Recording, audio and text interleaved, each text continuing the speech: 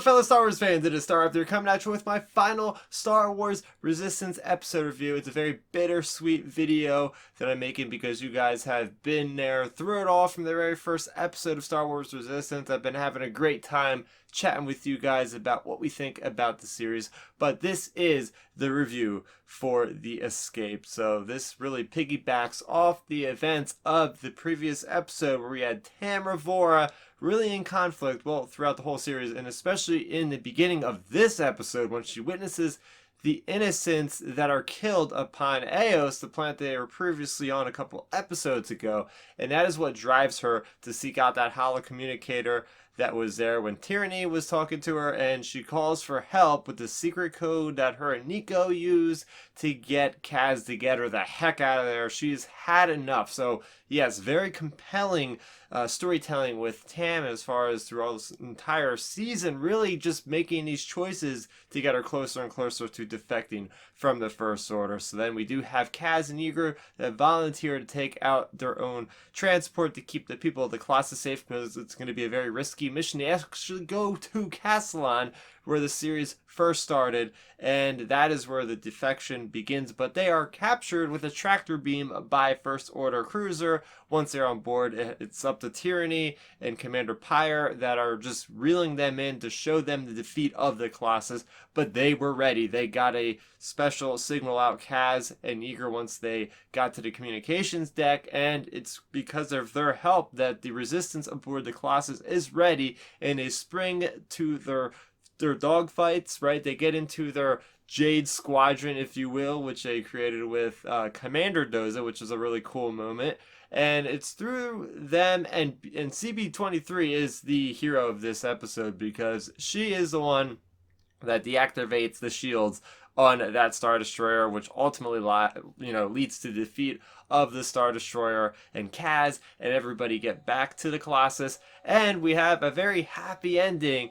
On board the Colossus, Rucklin is defeated. We have Commander Pyre defeated, Agent Tyranny, and the rest of the First Order aboard that cruiser are completely decimated. So yes, really cool episode. This is a great ending to Season 2, but I feel like it wasn't a great ending to the series as a whole. And I'll get into that. But first, I want to talk about the positives of this episode. And certainly with really the innocent's point of view of seeing people getting destroyed. I mean, we've seen in Battlefront 2, Iden Versio witnessing the people upon Vardos, where she grew up, they were being killed, mercilessly. That was what made her kind of defect from the Empire.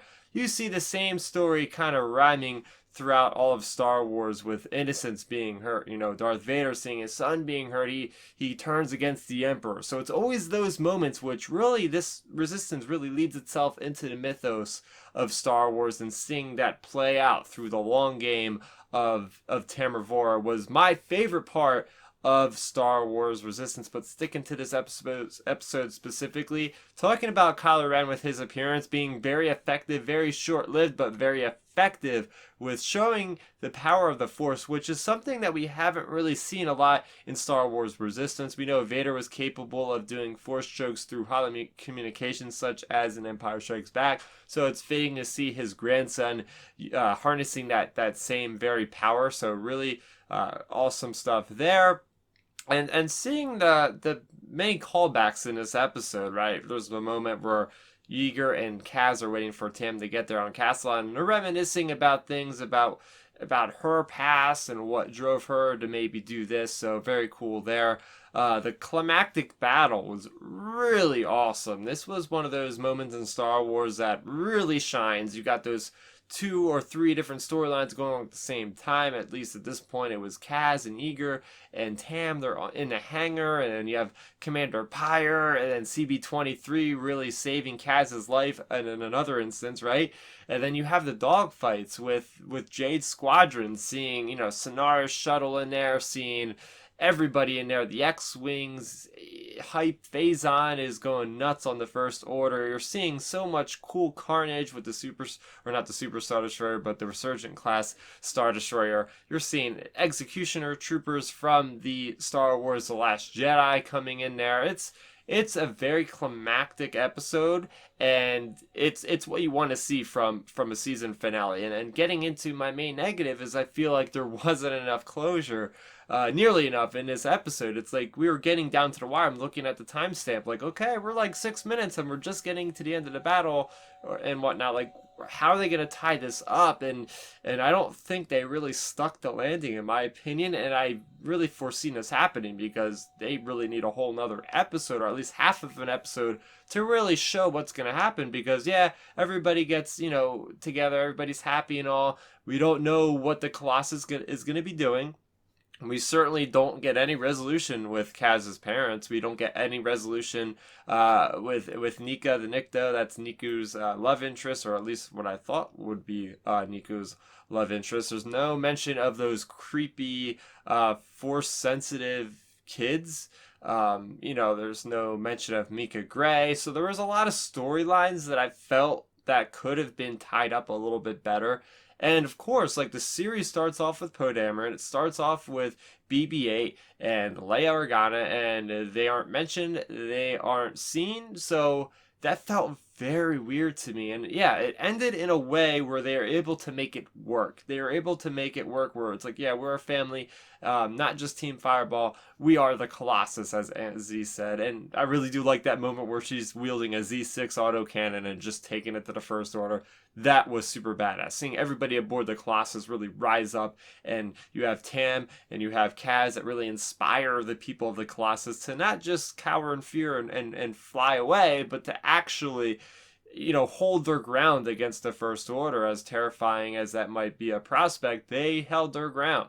And, just this whole episode, again, just satisfying. I think I could say it's satisfying, but it really leaves a bittersweet kind of feeling to me. Just seeing that, like, first off, Disney and Lucasfilm, they didn't really do the best job of promoting this season. And in fact, a lot of my friends that like Star Wars have never, A, heard of the series, and B, like, to have any kind of insight of what, it can even be. So the first season had some promotion. Yeah, that's gonna have to be. It's the first season. And the second season, just, I don't know what happened, but, like, first off, it didn't have as many episodes. Second off, they had a lot of filler episodes. And I'm going to get into more of this on my season review rather than my specific episode review. But I just want to mention here that, yeah, it just felt a little bit off. And the way this episode felt, like there could be a third season.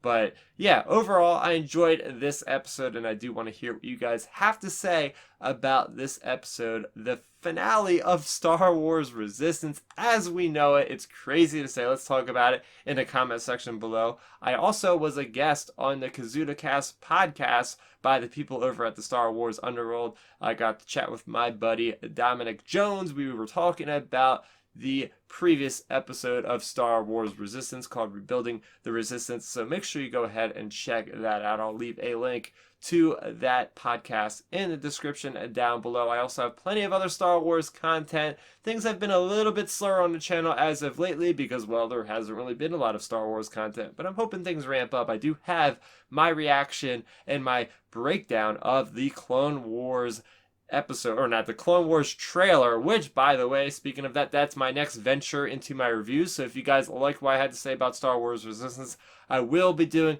episode reviews for Star Wars the Clone Wars Season 7 that's airing on Disney Plus in February. So make sure you are subscribed to the channel if you liked what I had to say about these episodes. I'm going to be doing a similar format for my Clone Wars episode reviews. So that's going to do it for me, Starrapter. Thank you so much for watching, and may the Force be with you always. Thanks for checking out the video. Please hit that thumbs up symbol. It helps me know that I'm making content that you guys enjoy. And if you enjoyed this video, I also include 2 videos down below you guys should check out. And please consider subscribing to this channel. It helps support me, and it notifies you guys of when I get new videos up on the channel. You can also contact me on Twitter, Facebook, and Instagram at Starrapter.